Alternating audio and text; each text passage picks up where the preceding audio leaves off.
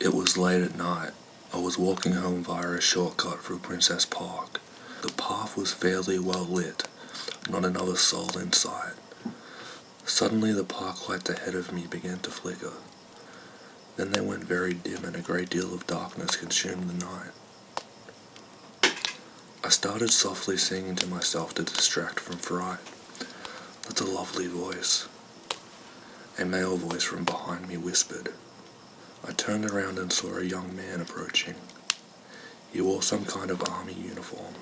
He had sandy blonde hair and a baby face. "Oh, you scared me half to death," I told him. He smiled and gave a high-pitched laugh. "I must have your voice," said the smiling man. His breath smelled of alcohol. He wrapped his big, strong hands around my neck and squeezed tightly. I screamed and threw my arms around, trying to get loose. Just as I was about to pass out, the man evaporated out of thin air, and the pressure on my throat was released.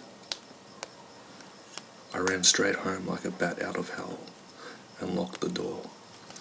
I looked at myself in the mirror, and my neck was red with 2 distinct hand marks that showed on my skin. Once I came to the conclusion that I wasn't crazy, and this indeed happened, I started researching ghosts in the Melbourne area. No real dice.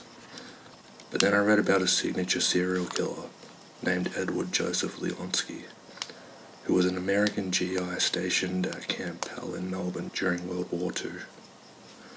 Melbourne was in a brownout at the time, so the outside lights were substantially dimmed.